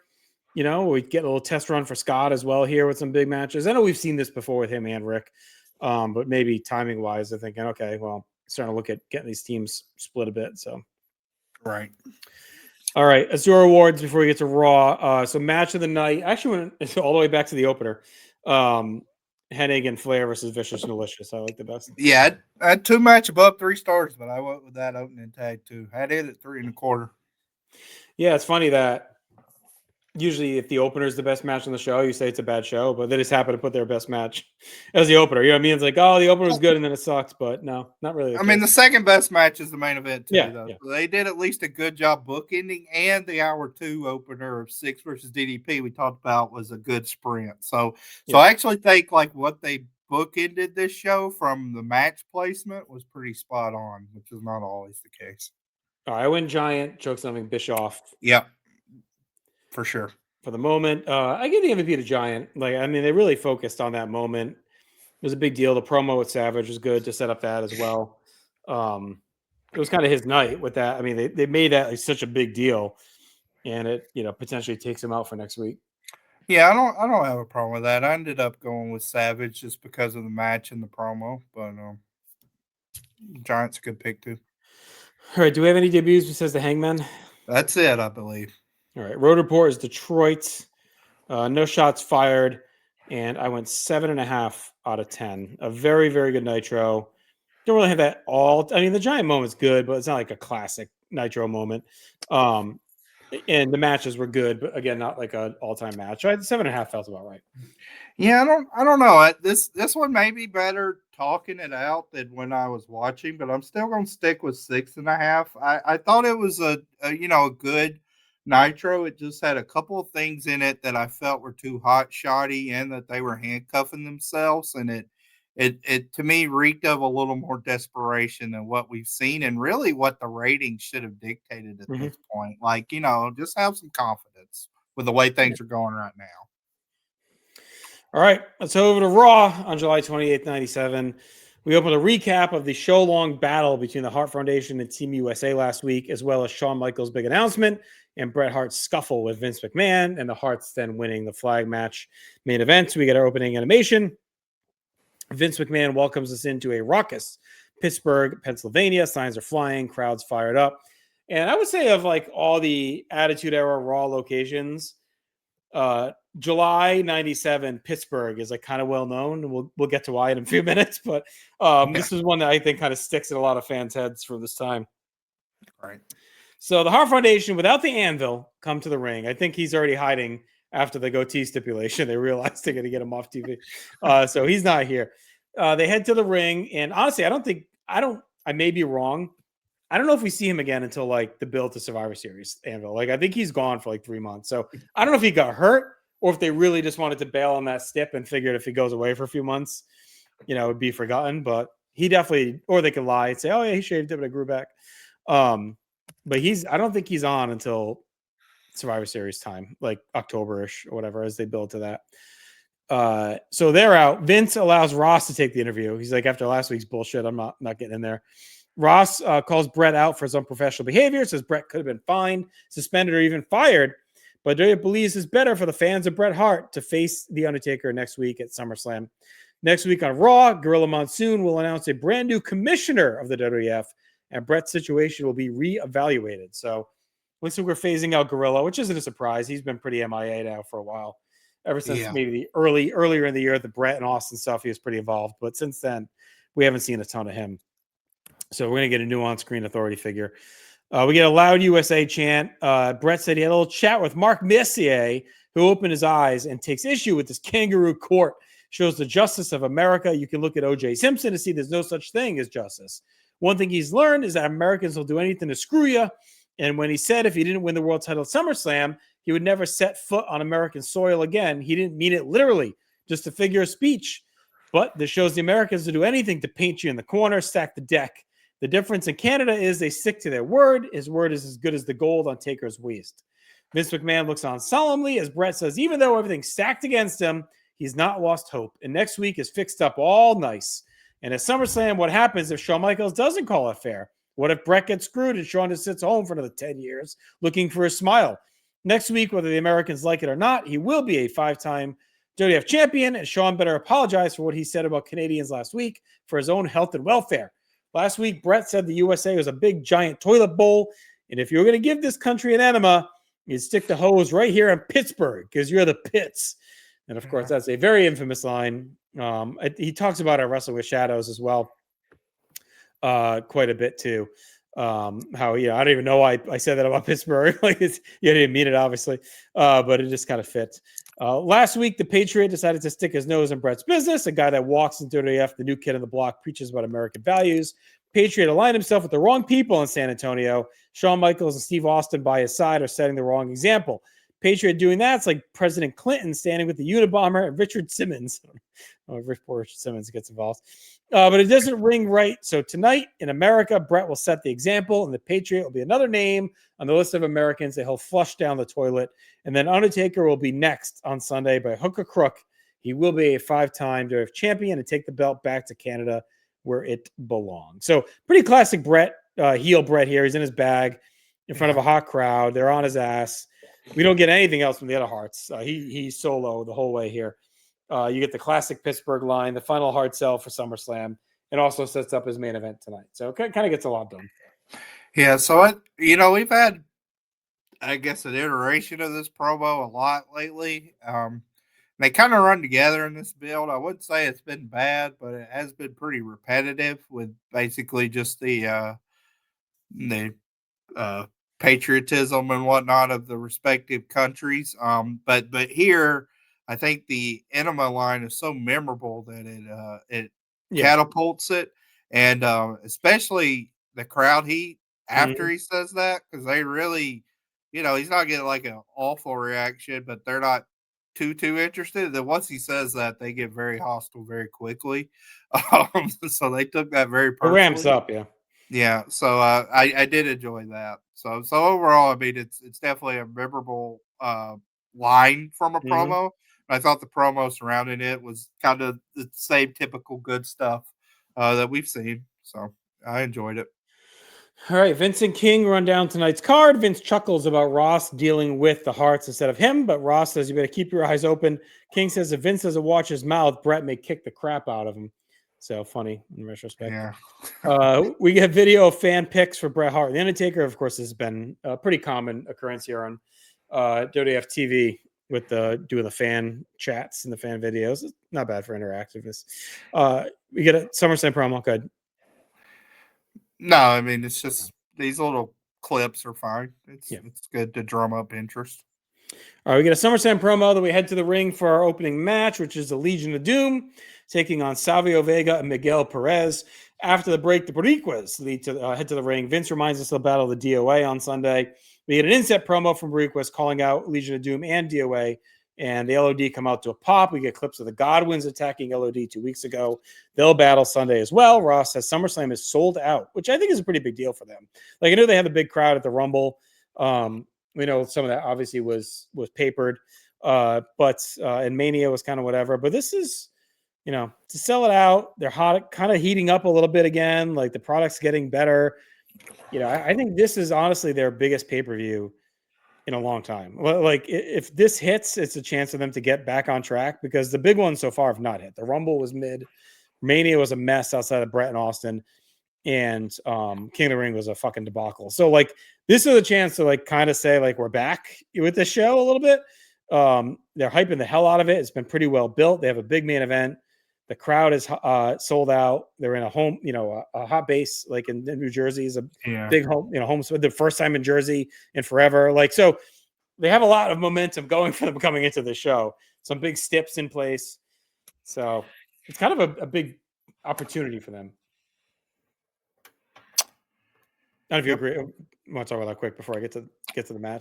Yeah, I mean, I don't know. Like, I think definitely being in Jersey helps them. So, I mean, we've seen, like, attendance wise, they've still shockingly done really well, even in the doldrum period. But it does feel like a show they built to that's stayed fairly cohesive from a match order standpoint, which has been a relief, because there are other shows between this bridge from Mania to SummerSlam have kind of been upheaved with, especially King of the Ring. So it's nice that most of this card stayed. Yeah, that's been set and it's been locked in for a while. Yeah. All right, so Savio and Hawk start up with a lockup, some strikes into a Hawk neck breaker. Animal tags in, mows down Savio, tags Miguel, who's able to land a cheap shot over the ref. Animal comes back with a power slam elbow drop. Vince hypes the SummerSlam $1 Million Challenge. They'll be calling one of the finalists tonight. Hawk tags in, misses a top rope clothesline. The Boricuas get to work with some tags, double teams, strikes, chokes. Perez gets 2 on a slam, standing moonsault. As Ross notes that Ahmed Johnson's back tonight, the nation will be fully intact. Hawk gets a big boot. For 2, Animal throws Savio to the floor. LOD load the Doomsday device, but Jesus and Jose are in, and we get the DQ. The Godwins are out as well. It's a 6-on-2. Henry slop drops Hawk on the floor and slops him as well, as Boricuas kick the shit out of Animal. The match was whatever, but I actually liked the post-match. I thought it set up heat for 2 matches with Boricuas, kind of showing off. They had the inset on DOA earlier, and then LOD and the Godwins have their thing going on. And Godwins keep getting one over on the LOD. So they've kind of dominated this feud since Hank's broken neck. The tag division's been better for sure. Like, it's been better. So 1.5 for me, and I like the post-match. Yeah, pretty quick match, but had some decent energy to it. Post-match was solid too. And yeah, I do like seeing the Godwins dominating a lot versus LOD, which was not the norm. Hawk taking the slop or whatever was pretty gross. So there you go. All right. Vince announces that next week, you mentioned this earlier, Raw moves to 9 p.m. coming off of SummerSlam. So this is the end of their 8 to 10 run that they've been in. They've been 8 to 9 since the Pillman's got a gun. Then they went 8 to 10, obviously, in February, and now they'll be 9 to 11, which is, I think, is where they stay until they go 3 hours in 2010 or whatever. I don't think they ever go back to 8 to 10. And I think Nitro stays 8 to 10 until they go to 3 hours, right? Yeah, I seem to remember Nitro when they moved to 3 hours goes 7 to 10. I don't. No, it's 8 to 11. Yeah, okay. Because then when Russo takes over, I think they go 9 to 11 when they cut it back to 2 hours. I think they dropped the 8 to 9. I think. Okay. We'll have to look. We'll be tracking all that, but yeah, it's like 8:50. They're 8:57 start. Yep. Yeah, they're moving. Hunter Helmsley in China backstage. We see some highlights of his feud of Mankind from all the way back from the May 10th shotgun through Stampede. And that sets up their cage match on Sunday. Hunter says everyone talks about China, but as of Mankind complaining about getting beat up by a woman, even when she's involved, it's after he got the job done. She just leaves the calling card. They want to put him in a cage of Mankind and lock him up with an animal. Well, he'll show what an animal he is. Vader always asks what time it is, but to him, it looks like Jenny Craig time, pal. Now I get some ooze from the crowd as he starts the trend of fat shaming Vader here. Yeah, definitely on that train. They power down to the ring. Vader ambles down. He's still a pallbearer. China stands tall in front of the ring and calls for Vader, but as she's distracted, Mankind attacks Hunter. He's dressed like a WWF cameraman. He's got the big jumpsuit on, beats him down with the camera. China realizes what's going on. She tackles Mankind. Her and Hunter work him over. She goes up top, but Mankind shoves Hunter into the ropes. She gets crotched. Mankind takes Hunter outside, and they brawl through the crowd. Hunter eventually escapes as Mankind celebrates in the fans, and China stands in the ring concerned. We get a quick replay after that shows the whole angle of the sneak attack. So we don't get a match with Hunter and Vader, but I thought this was really good. It was chaotic. It was hot. Good sell for one of the marquee matches. And again, like the Brett Pittsburgh line, like Giant and Bischoff, I'm not going to say it's an all-time Attitude Era moment, but this was pretty memorable. Mankind in the jumpsuit jumping them. So I thought it was pretty well done. It was different, not something they do a lot of. So this is much better than a Hunter Vader match would have been. So yeah, I mean, I thought this was okay. I thought that Vince sounded dumb on commentary because, I mean, Mankind's wearing his mask, and once he's beating him up, it's like, who is that? It's like, well, come on, dude. But once that, and there was a couple other little moments, like, I don't know. I wasn't crazy about, like, the undertones of China getting crotched on the top rope. That was a little weird. But the brawl itself was fun. And then the guy that runs with Foley as he's walking backstage, that guy was really mugging it for the camera. So I was a great fan because he basically goes with Foley all the way to security actually has to stop him. It's like, that's as far as you're going, bud. Yeah, brawl's good. I mean, their brawls has been good. Like the one at Canadian Stampede was good too. The Commandant's backstage. He says the Americans will get the privilege of seeing the most elite fighting force today, the South African Truth Commission, and the truth will hurt. So the big hype since April finally going to get delivered here tonight. The announcer, ring announcer, shouts out IBF heavyweight champion Michael Moorer, who's at ringside. And who was there? I just put the ring announcer. I don't know why I didn't put the name. It wasn't Fink. I don't think it was even Jimmel. I don't know who the hell it was. I can't recall. We get another vignette for Mi Nombre es Blackus. So hyping him up. You can see they're trying to funnel a bunch of talent in. It's just rough. It's just rough with who it is. Yeah. They're trying, though. They're throwing anyone against the fucking wall. Like, they're trying to definitely I think I'd have tried harder to raid some WCW talent or would have gotten Raven. Right. That would have been... Raven would have been a good one for them with where they're headed. I mean, I don't, like, it's tough when Raven, I mean, Hennig, as washed up as he is, it's like when you have Hennig and Raven debuting on Nitro and you're throwing out Bronkus and Truth Commission, it's just like, I think the problem with Raven is whatever history he had still may have been not great with him and Vince, but he's definitely would have been a good guy for it because he's or even Stevie. Like, I don't necessarily know how Raven and Stevie were a package deal. Like, probably could have persuaded Stevie and went in a different direction. Yeah, if he'd have joined. Well, and they have the working agreement going right now. Yeah, it does feel weird, those two. But even Stevie, maybe even more than Raven, because at least with Raven, you can say, like, yeah, there's the past history. But, yeah, I mean, like, like Stevie and Raven were working a program in ECW, but it's not like they're, like, lifelong friends and associates that have to come together. No, definitely not. Yeah. All right. So here we go. As the Truth Commission make their in-ring debut against Jesse James, Flash Funk, and Bob Holly. This is crazy. So I had to look this up before we start. Like, we had not seen Jesse James in 4 months.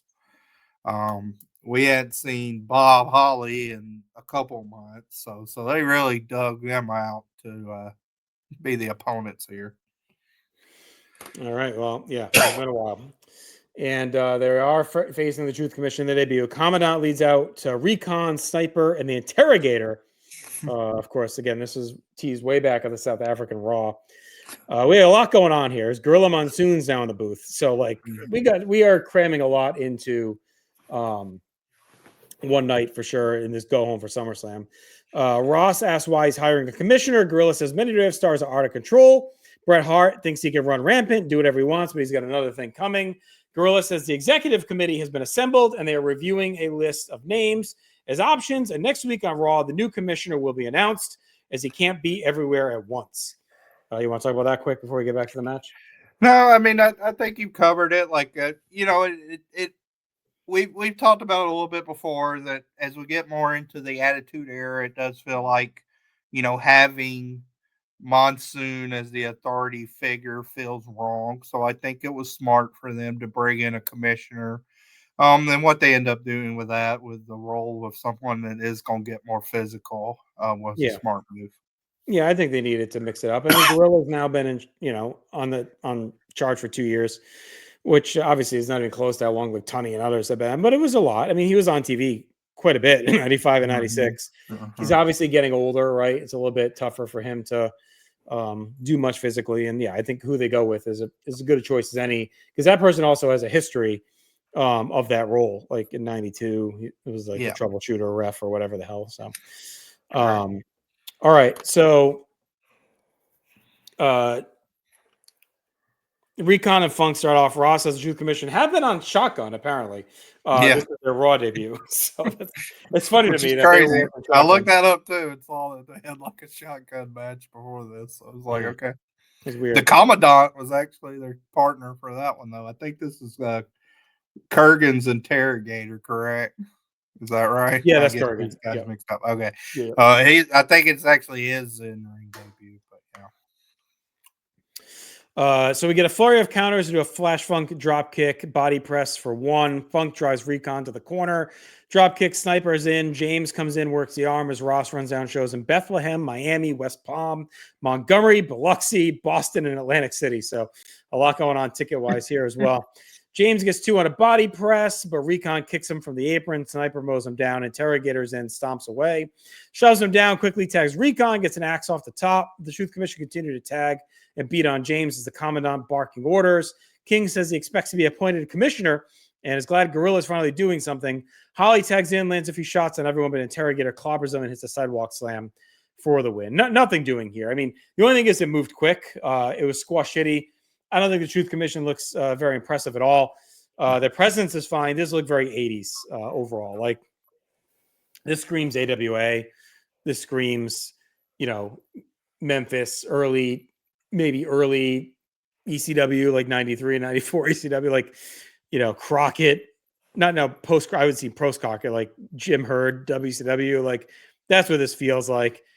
And I know they weren't planning at the time to do all the gang wars country stuff when they first mentioned these fucking guys back in April. No. But it feels like it's just being forced in. Like, all right, we got another gang.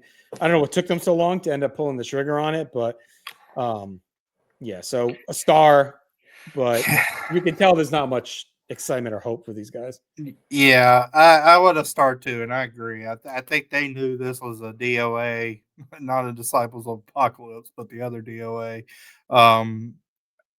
group when they debuted, and they kind of just had to. They'd invested so much, they had to trot them out here, and we'll see how long it is. But I would say even worse than like LaFon and Furnace or some of the other debuts that they've not tried to present, and then quickly not get behind. Mm-hmm. This one may fall off even faster than that. I Yeah. mean, they just don't look. They're big, but they don't look imposing yet. They're all like even. Well, they do shuffle it pretty quick. Like, so I don't think they're gone as quick as you may think, but they have a change of leadership. Yeah, once the commandant leaves, that Yeah. helps a lot because the commandant's very uncharismatic too. And then, I mean, like the wrestlers themselves are just so limited. Like, I Right. don't know how much experience Bull Buchanan had at this point. It could have been much at all. So. No. So the change in leadership, I think, helps a bit, but it's funny because it's basically a direct line from these guys to the oddities, which is funny. Like, Yeah. like to see them here and think of like where they kind of go with In a year. Yeah. I mean, they pretty much morph. I know it's not the whole team, but the concept is morphs into it. Oh my God. When you look at who comes in and how that all plays out. So, all right, it's SummerSlam giveaway time and JR dials up the number to Ryan Shattuck from Liverpool, New York. Ryan answers the phone. He's excited to hear from Vince and that he'll be on his way to SummerSlam for a shot at $1 million. Ryan asks Vince how many guests he gets, and Vince says maybe just one. And King calls him cheap and says he can sit with him. And the poor fan, he's like, "Thanks, Jerry." Like, yeah, okay. For once, I thought they actually nailed this efficiently. I don't know if it was staged or live, whatever it was. They had no tech issues. The guy actually answered the phone. Way better than like in Your House One and other past attempts where the phone would keep ringing and they get a operator or an answer machine or whatever. So Ryan was watching. He picked up. He knew what was going on. It was pretty smooth. Vince being a cheap fuck and saying maybe one person can come with you was pretty funny though. All right. Yeah, I mean he's in upstate New York. How much is it going to cost him to send him to Jersey? So, yeah. Right. I mean, you could just drive down there. Ross narrates a video package on the Patriot covering him standing up to the Harts in Canada last week. And then after the break, Patriot's backstage. He accepts the challenge from Bret Hart for later and says he doesn't like the things Bret says about America or Bret Hart, honestly, in general. So there you go. To the ring we go, Chad, for the match of your dreams. As this is where all our hopes and dreams were when the original nation broke up, right? Was that we'd get matches like this out of it. And that is Crush taking on Farouk. The DOA ride out their bikes. Vince is horny for the big Titans. Still no theme music, by the way. Just the bikes revving. We don't have the bar music yet. The nation's out in full. Ahmed is just juiced to the fucking gills. He's got the tightest tights in history wrapped around him. Just yoked. Both squads step up and stare down. They're talking shit. They go to ringside as the bell rings. Farouk talks some shit to Crush, goes to the eye, slugs away, comes off the middle rope. Crush catches him with a power slam. Hammers on Farouk, but he whiffs on a big boot. Farouk hits a chop block, works it back. He chokes away as King jokes about the times Vince fired JR. Kama lands a right hand from the floor. We get more chokes from Farouk. Crush counters. And we, of course, finally get the no, please, no electric chair. It's been a while since we got that. Crush takes a pile driver and lands a big boot. Kama trips him for the floor, triggers a big brawl with all 8 guys. Los Boricuas come out and powerbomb Crush on the ramp and stomp away until officials break it up. This match sucked. The feud and brawling as a big picture has been okay, but the problem is, like we kind of talked about with the Truth Commission, there is a very low ceiling on the matches. Like they are just not they're not able to deliver when you look at who's involved. I mean, Ahmed, even at his best, is like not, kind of needed to be carried, right? Like Farouk is washed. Kama, again, like Ahmed, needed to be carried. Like there's just not a lot going on right now in any of these guys. So the brawling is good, is fine, but the matches are just gonna suck. So star for the match. That's about it. Star for the match, bad match. Only highlight for me of the post match was Ahmed almost killing Chains on I don't know what it was, like a tombstone gonzo bomb thing, drops him right on his head. And then like picks up his leg, and they're on commentary. They're like, he's going after his leg. It's like he just nearly paralyzed the man. Like no disregard for him. So, it's working the ankle. That was the only highlight. All right, after the break, we get some clips from the Godwin's attack of the LOD. We get more comments from the fans about Hart and Undertaker. And then we get our opening animation for hour 2. We get some pyro and a very unique match on paper, one that probably is forgotten to time. And that is the Godwins challenging Steve Austin and Dude Love for the tag team titles. This, of course, comes off the big win last week that the Godwins got to earn this match. They head back out. Big spot for them. We see the clip from the Hawk Attack again earlier. Then we see Bulldog and Owen have joined the booth. The Dude is out to cheers. He struts down. He's like switched now to the generic drum beat. Like, I thought he had the Dude Love theme. Remember, we commented on that. So I don't know if they reverted for some reason, but he doesn't have it here. I don't think it sounded like it was just the generic drum beat. Yeah. So I don't know what's up there. Out comes Austin to a loud pop and big cheers. Michael Moore is pumped. We get a glare from Owen. All four brawl off the bell. The champs clean house. We go back to Dude working over Phineas. Owen says Austin will kiss his butt and he can buff his slammies too. Made me laugh for some reason. Austin tags in and hammers on Phineas. Bulldog says Diana could beat Austin and Dude. Hank tags in, walks into a hard lariat, stomps from Austin into a tag from Dude. Hank lands a hard right, clubs away. Dude comes back with a kick to the gut. Double arm DDT. Phineas makes a save. Hank cuts Dude down with a lariat. Bulldog talks about his match with Ken Shamrock. He promises Ken will be eating dog food after he beats him. Hank slams Dude, slams Phineas on top of him, but Dude rallies with punches. Bulldog reveals he'll challenge Shamrock to an arm wrestling match tonight. Phineas works over Dude in the corner. Dude rallies with the Bulldog, clearly tags Austin, as Bulldog dryly says, "There's no tag," which is funny. Austin cuts through Phineas. He bangs into a Luthez press and punches away. Hank is in, but Austin cleans him out as well. Drills Phineas with a stunner, Hank knocks Austin to the floor. Owen clocks him with the IC title, and he gets counted out. Owen says Austin tried to steal his belt as Ross derides him for getting involved. Austin comes over and slings Owen out of the chair and beats on him. Dude and Bulldog start to brawl, but the Godwins come over, which draws out the LOD. The Godwins run away as things settle down. The match was okay. It was short. They didn't really have a lot to work with. The finish was a final dose of heat for SummerSlam with Owen, with Austin, with Bulldog in the mix, with the Godwins, with LOD. So they're at least getting final hype in for all these matches through everything else. So 2.25 for me on the match. I thought Bulldog and Owen were pretty funny in commentary as well. Yeah, I went 2.5 for the match. I thought it was a little unique and decent energy, and the post-match brawl was well done and had good heat. I'm a little conflicted.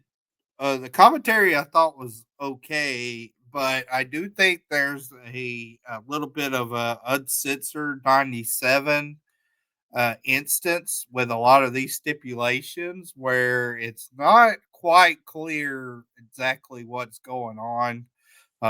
Because like in Brett's situation, It's like, well, can he step foot in the U.S. again? No. Can he just not wrestle? That's a little ambiguous. Even on commentary, King brings up the kiss my foot match to Owen. So that implies like if Owen loses, he has to kiss, Austin's ass and all that. And then it's just there's not we know Neidhart's deal's been dropped. So there's a lot of these like I get like, oh, every match has a stipulation, so it means something. It has stakes, but they haven't been as like locked down on. Okay, in the main event, if Brent loses, he cannot wrestle in the U.S. again. Mm-hmm. If Sean interferes or is partial, then he can't, blah blah blah. It's made it a little convoluted, and I don't think the regular announcers have really helped move that along. So that'd be my only critique there. I did like Davey saying he'd beat Shamrock in the arm wrestling contest easier than Diana winning the Miss Calgary beauty pageant. So. And I'm torn on the Brett stipulation anyway, because like to me it does telegraph the finish a bit. Although I still think it's obvious anyway Brett was going to win. Like Taker's title reign was clearly on fumes. I think there's actually been more of a subtleties that Kane could be the one to fuck Taker. Like it feels that way, honestly. Yeah. And the other thing is like they're going so hard in on the Canada stuff. It's not the craziest concept that Brett could lose and only wrestle in Canada every other week on Raw and then win. Yeah, we talked about that. I mean, they've been splitting it back and forth. It's just even like tonight, they were like, like it was the way they worded it, where they were like, even if he lost, like not only could he not wrestle, but he couldn't even go to the U.S. Like he says something like that, like he's like, if I lose to Taker, I don't even want to step foot in that country again, But then 2 seconds later, he's like, "I will never lace my boots up." It's like, well, which is it? Can you Right. come? Can you wrestle? What's the deal? Like, what can you do? So it's a little convoluted. All right, Penn Gill hypes the new 18-month ODIF calendar, $12 plus $3 shipping and handling, Mount Morris, Illinois. We get paid ads for Warzone from the Army and Foot Action. We then have a pair of light heavyweights in the ring for our next match, but Ken Shamrock's music hit, and he stomps the ring with a table, and he sits at ringside with it, apparently waiting for Bulldog to come back out so he can accept his arm wrestling challenge. Then we get a very interesting match here. Is Ace Darling. Wait a minute. Didn't we get the other call here? No, it's after this. Well, I thought he was saying, but he says like Shamrock's going, okay. Yeah, it's after. We get the match quick in between. Oh. Ryan Gray's best friend, Ace Darling, is here to take on Devin Storm. So a couple interesting pulls from these guys. Devin Storm, of course, would go on to be Crowbar, correct? Yes. Yeah. So they're on the scene. We're scouring for fresh talent. Storm gets some strikes, leads to a flurry from both men, some near falls. Lawler, of course, is hyping Brian Christopher. Storm gets a victory roll for the win. Completely disappointing. I don't know why they bothered. A quarter star. Like at this point, the show, if it's running long, like who gives a shit? Put them on Shotgun. Yeah. Do it next week. Like we didn't need this to happen. To like if you're trying to showcase the lightweight division, doing a minute long job match like makes no fucking sense. Like if these guys are maybe going to be in the tournament or whatever it's going to be, at least give them a showcase. Like this is why bother doing this? You could have shown another recap of the Mankind Hunter thing. Like who gives a fuck at this point? They had Darling face Christopher on the Shotgun on this taping, but it seemed like a timing issue. Yeah. Which again, like we got some pretty long. Oh, definitely so rushed. There's no way this is planned to only be this short. Yeah, it was literally 40 seconds. So that was disappointing. Quarter star. Nothing much to say about it. I mean, these are actually two guys that are talented too. It could have been good if they gave him some time. Could have been a sneaky little match. Yeah. It's an underlying problem. This whole Raw is that I get that they want to set up new stuff for after SummerSlam, but SummerSlam is actually a card with depth and a lot going on. Like they squeeze too much into the show. Like it's all the SummerSlam go home shit, and then a bunch of new stuff that they're trying to do at the same time. Like we didn't need. There's a lot of folks that are not on SummerSlam. We didn't need the Truth Commission on the show. We didn't need Storm Darling on the show. Like there's stuff that they could have saved for the world after SummerSlam and focused more tightly on SummerSlam. And they do focus SummerSlam. I don't want to say they don't. Like they actually do, I think, do a really good job of hyping all the matches and giving a final sell. It's just they squeeze all this other shit on top of it. Mm-hmm. So we go back to the booth, and here we get the next call to the new SummerSlam contestant. And this time we fail. We get a dead number. They try it again. We see Sunny on the stage. She's got a casket of money. The call fails a second time, so that guy's done. We try a new number in Lafayette, Indiana. That goes nowhere. Vince makes a comment about wanting to give Sunny rug burns. Ross calls him Uncle Jerry. We're spiraling. They try the Indiana number again, and this time we do get an answer from Patrick Stevenson, and he's excited about the win. But this is much messier. I guess they would do it for issues. Again, I don't know why they are hell-bent on doing this shit live all the time. Like, pre-tape it, like from backstage or earlier, whatever the fuck, to like cut down the nonsense. Like we don't need a live call. This like contest, I assume, was legitimate to some degree, so it got audited, but you could still have that happen backstage with the oddities attending for whatever randomization you're doing, and just make sure you're having live people answering the phone instead of. I mean, because it's tough. Like this is, like it is. Like not especially at this point. Like if you weren't at home at this exact moment or by your phone, right, you're not calling their cell phone. It's like how many people, which I guess is part of the gimmick, right? They want people who are watching Raw, but they don't make it a prerequisite. This guy at least seemed locked in. Like he was like, "Oh yeah, I'm watching you guys. And Shamrock's gonna beat, Bulldog and so he helped hype that, but messy getting. Well, speaking of, Bulldog comes down with his belt. He's got the UK flag. Shamrock gets the ring at the table. Bulldog poses and stalls, as Vince mentions, a UK event in Birmingham called One Night Only on September 20th. So kind of the first mention of that. They settle into their seats. We lock up and get right after it. Bulldog controls early. He almost has him down, but Shamrock hangs on and rallies. And, of course, then Bulldog headbutts him and just crushes him with a stiff chair shot to the head and then whacks him with another one across the back and then another one across the head and then shoves the dog food in Shamrock's face and leaves. I really like this segment. They didn't draw it out with like, the fucking, let me reset with my hands and, chalk up like they do with a lot of arm wrestling shit. This was like, they went right to it. This made me pretty excited for Bulldog Shamrock. I thought they added some good heat to it. And, we've seen Bulldog dole out some gross chair shots of Foley. And we see another one here. Like these are pretty memorable chair shots of Bulldog just completely rattling Shamrock. A guy who's already probably got a significant amount of brain damage from UFC. Now has more courtesy of the Bulldog. Yeah. Good segment overall. The chair shots were nasty. Only minor critique I'd have was the Bulldog dog food pouring onto Shamrock was a little too similar to the slop on the Hawk that we saw earlier. So it's kind of the same thing. But I mean, one is their gimmick all the time, and the other is the gimmick specifically for this match. Maybe he could have put it on the ground and like rubbed his head in it or something. Yeah, it was pretty nasty. Like Bulldogs are. I mean, we talked about it. This is also like along with Savage. This is one of Bulldog's highlight years in the 90s. Oh, and it's almost over. Yeah, this is about it. Yeah, like he's in his final days of being great. He's still rolling in it. So it's over soon. Vince reminds us of the new start time next week. We get the replay of what we just saw. Back to the ring we go as Goldust takes on our old friend. Rockabilly.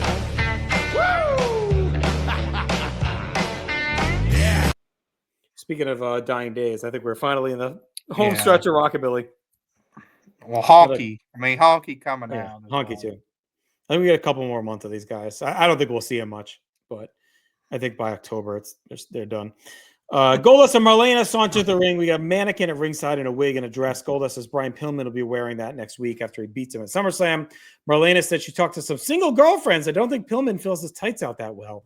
And then her hairdresser said if Pillman was in one of her tight dresses, he'd be right for the picking.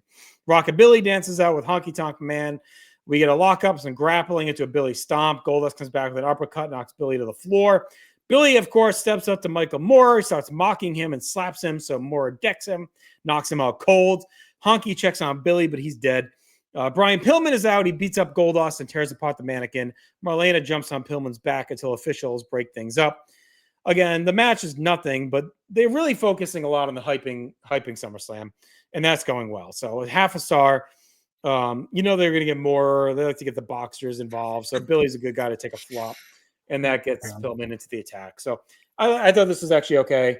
The match obviously isn't, but the post-match, again, does a good job. And now I think with this, pretty much every match on the card has had some form of hard sell going into the show on Sunday. We don't get Taker, but we get everyone and everything else. And Brett kind of carried the load on that. So, yeah, I want to have a star for the match. The knockout punch was good, and the brawl was fine between Pillman and Goldust. Not some of the better stuff we've seen, but not awful. So it was what it was. All right, we get a replay of Moore decking Billy. We got Pillman's attack. And then Ross plugs the hotline. He says they have a top 5 leading candidate list for the commissioner role with names that will surprise you. Guys you never thought would be in the WWF ever again. We get an Undertaker hype video that includes some Bret Hart interview footage. That also some of the footage we see of Wrestling with Shadows, where he's got kind of that cut off on. So they're definitely filming a lot during this time period for sure. Obviously, we also get Shawn and Bulldog comments too. It's all played very straight. Talk about Taker's style, his ability.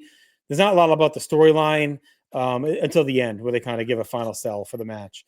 They do focus on how it's kind of the 2 longest running top dogs going to war.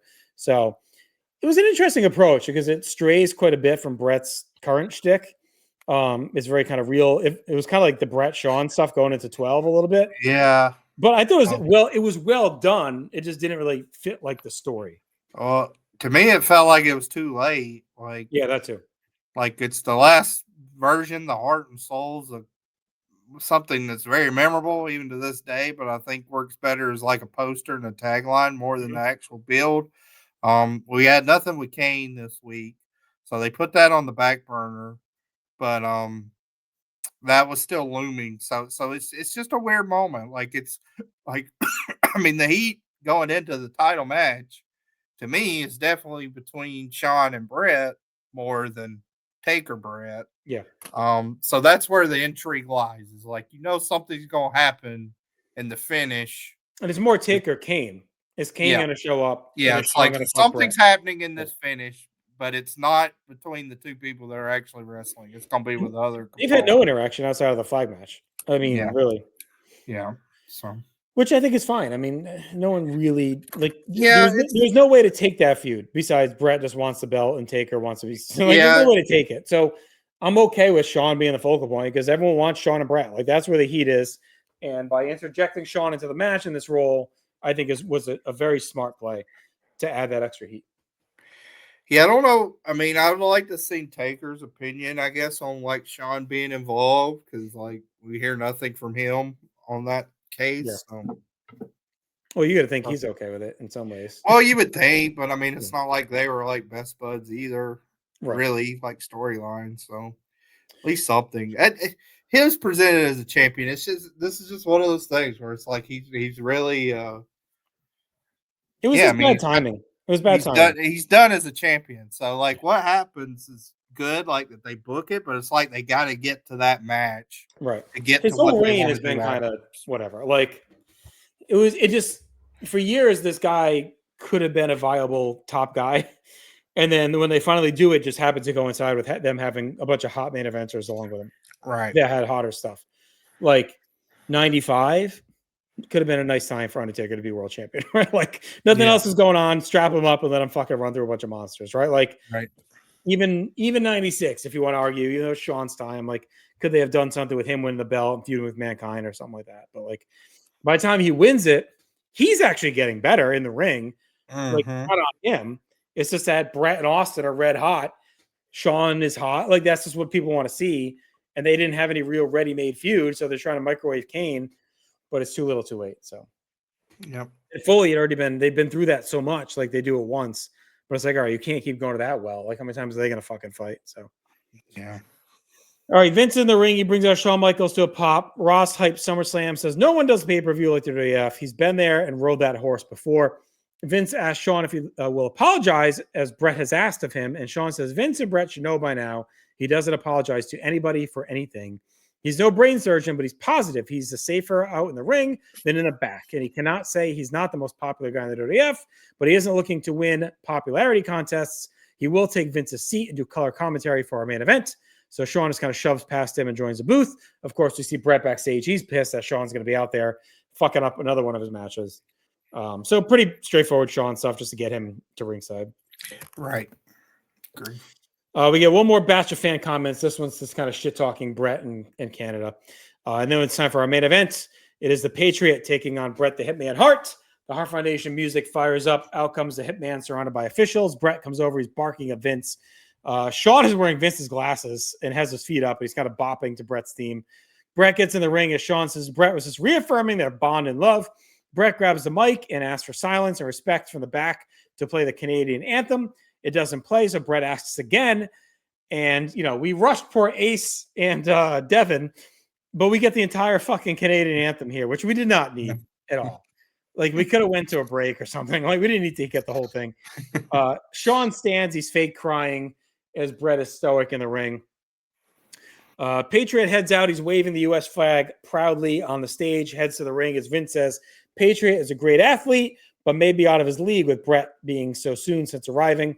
Ross talks about Patriot playing football in South Carolina. Shawn says, how do you know that if he has a mask on?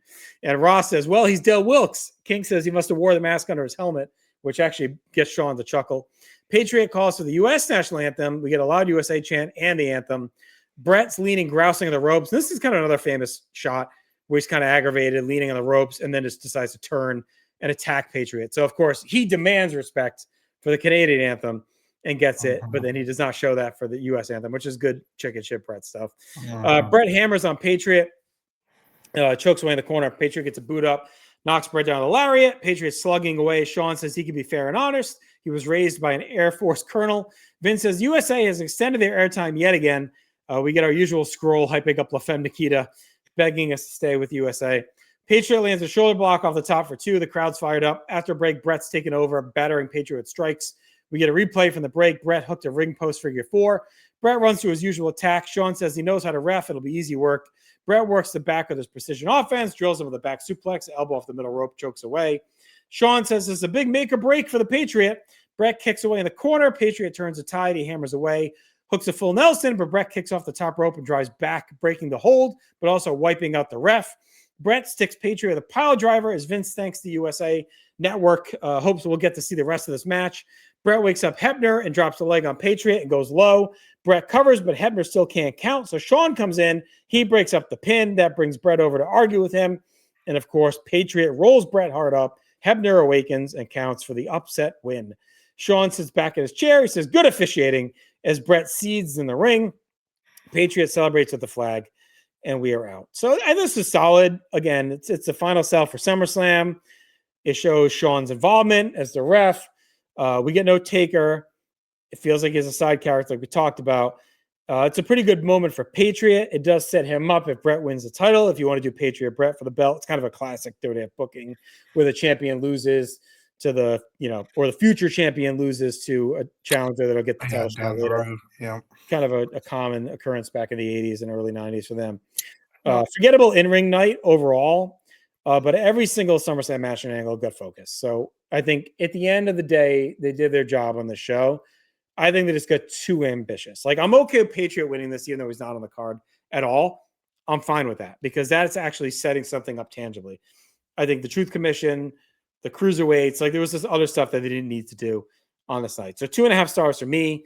And looking back at something I feel like hasn't been talked about a lot, and I've never thought about it too much, is like, it is weird that with all the hype over the last few weeks of Patriot, that it doesn't even show up at SummerSlam. Like, they could have maybe had him in the aisle, maybe like, because if you remember, like Bulldog and Owen come out in the main event.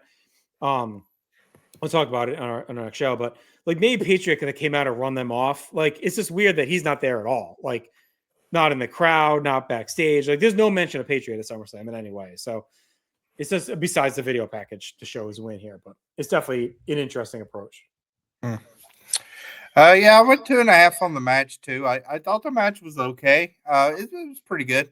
I do think it's one of those things that, again, if Brett is the wrestler of the year, I'm still kind of waiting on a TV match that really pops. Because I he was fine here, but I didn't think he was really like working to make this a classic or anything. And that's kind of always where I land on the ultimate greatest wrestler ever, Hart versus Flair debate is, you saw it here, and on this night, I thought Flair worked harder in his tag match than Brett in his singles match. So, yeah, overall it's fine. And again, like the heat's really on Sean versus Brett heading into the end of the show. So, it was good.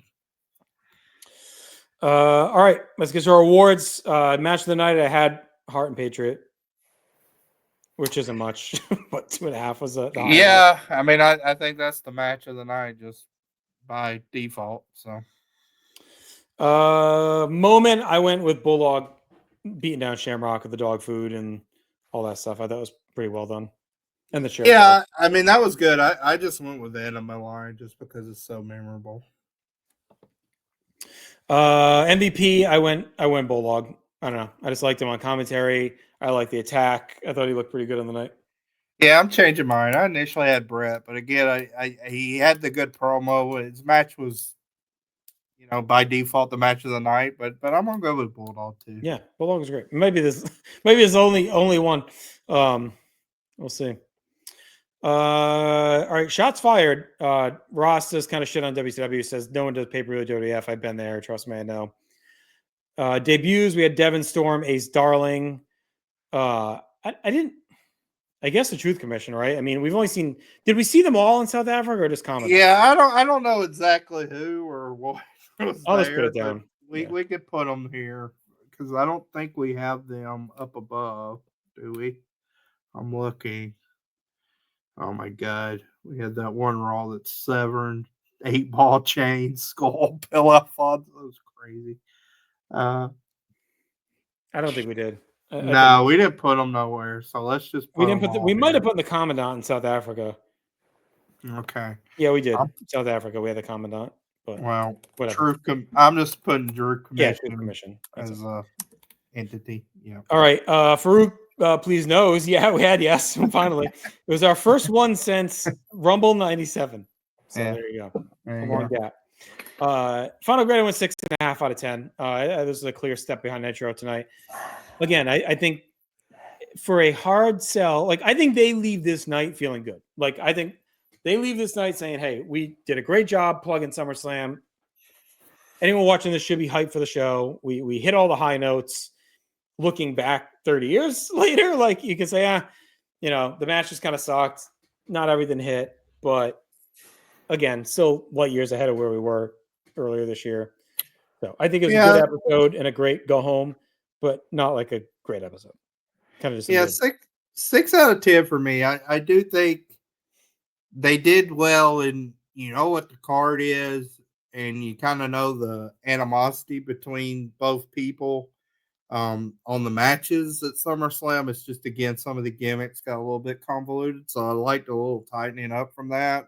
And then, they just crammed too much other stuff in there. So actually, like, this is a show that, like, the big takeaways landed, and, like, the big, like, story arcs that they were wanting to hit, I thought did well. But from a micro standpoint, I thought the show was one of the poorer ones we've seen in a while.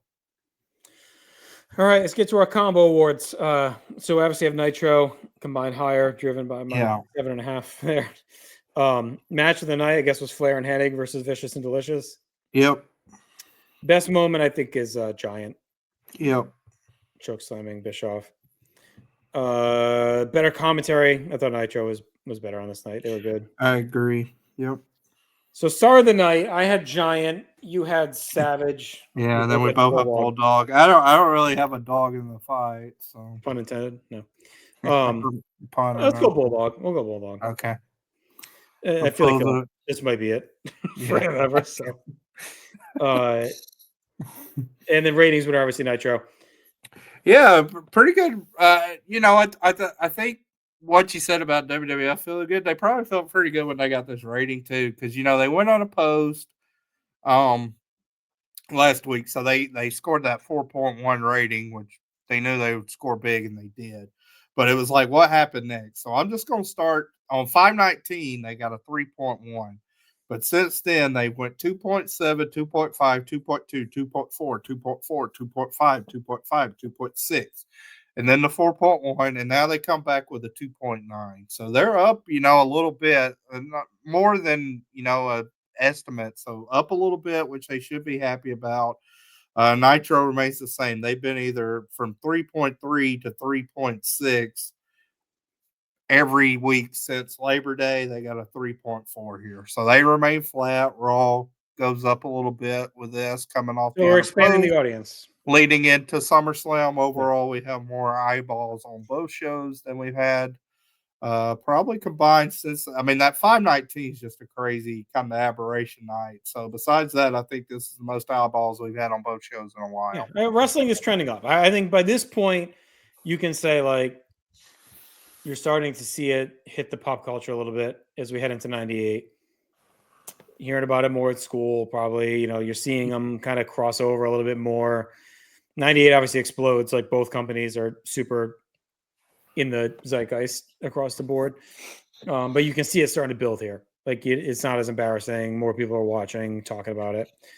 But I think 2000 ODF is probably like the biggest like awareness point. But I think 98 is the peak when you talk about both companies being everywhere. Like, right. Everyone was talking about everything. Austin. You want to give our overall tally? Because I know you calculated that. Yeah, so I updated. All right, so we updated that. So this is asked for by a viewer on YouTube. So thank you for asking. Good idea. So we had Nitro is now at 72 wins to Raw's 20, and this is our picks, right? Yeah, this is ours. Yeah, this is us. Obviously. Yeah. So 72-20 for Nitro, and then for pay-per-view, we've had 14-7 in favor of WWF. WCW. WCW. I mean. So that seems about right. I mean, I think that. Yeah, no, I mean, pay-per-view. I think everybody up to this point in 97 would expect that to be that lopsided, and then by the time we get to 99, the end of 99, you'll see it probably go the other way. Yeah, and WWF, we've liked their pay-per-views on and off a bit more, right? So, like, I think it makes sense. Yeah. That they're, that high. So, I was trying to look real quick just to see if I could find the commenter that asked for the numbers, but I apologize if I don't get to it before we wrap up here. Yeah, I don't know if I'm gonna find it in time. Shot clock coming down. That's it. We're ticking away. Anyway, I apologize to the viewer, but thank you so much for asking and for watching. Those are the stats as of now. So there you go. All right. So Chad, we should be back in 2 weeks with SummerSlam. I think there's a chance it's a month. We gotta look at schedules. We get shit going on, but SummerSlam 97 is next. That'll be a fun one to relive. Like I said, I think it's a real chance to be a tentpole show. WWF and they're climbing back up. Let's see if they can deliver on a pay-per-view in 97. And then in a month or 6 weeks, whatever, we'll be back with the follow-up, which is a pretty big Raw, because you get the commissioner arrival, and then you get a huge twist with Michaels and some other stuff going on. Plus, we have obviously the 100th Nitro with Luger and Hogan. So these next couple are going to be big ones. And then before you know, it'll be a Road Wild. So we got some big stuff cooking for sure here on the War Zone. Be sure to subscribe on YouTube. Alan Collins 5666. Thank you for pulling that up. Alan Collins, thank you so much for reaching out. All right, be sure to subscribe on YouTube, on all podcast apps, except for those bitches of Spotify, and our absolute free Patreon. Just go to search Wrestling Warzone on Patreon. It should come up. You can subscribe there. Till then, smell the napalm. We'll talk to you soon from the Meadowlands. Christine Todd Whitman awaits.